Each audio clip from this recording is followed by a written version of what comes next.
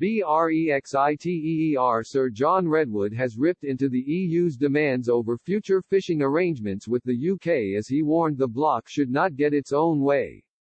Post-Brexit trade deal negotiations were hit by another blow today as the UK side warned chances of a breakthrough were receding. A member of EU Brexit negotiator Michel Barnier's team said today had three key issues including fishing arrangements, state aid and the level playing field continued to be sticking points for both sides. Stéphane de Rink, an advisor to Mr. Barnier, told a seminar in Brussels, "The long and the short story is that talks are continuing in London. Significant divergences remain. Both sides are working hard to overcome them but the outcome is uncertain." But MP for Wokingham Sturgeon Redwood blasted the EU for slowing down a breakthrough in talks over its fishing demands. He told Express.co.uk, "They are our fishing waters, we should take back all our fish. They are UK fish from our plentiful seas and do not belong to the EU. The future relationship is only important to them as they sell more fish than us. We cannot let the EU get its own way." The UK government also said this evening that the chance of a deal being agreed before the end of the transition period on December 31 was receding. It said, "At the 11th hour, the EU is bringing new elements into the negotiation.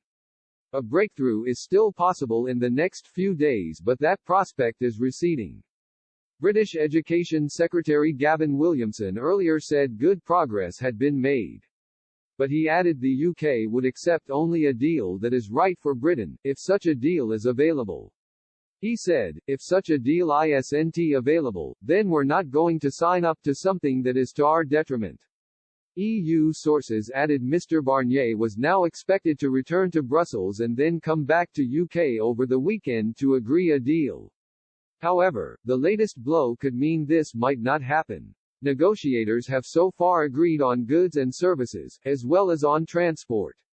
But the UK is seeking annual catch negotiations while the EU wants a longer-term perspective for its fishing industry. Fishing nations such as France, Denmark, the Netherlands, Belgium and Spain were said to be concerned Mr. Barnier would cave to British demands this week.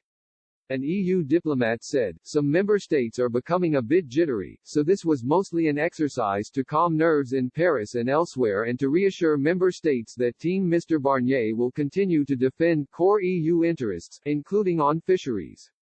A second EU diplomat added Mr. Barnier could be reluctant to back down as he may be worried any agreement he makes could be scrutinized very heavily by other EU nations. They said, if his intention was to reassure the ambassadors, he didn't succeed.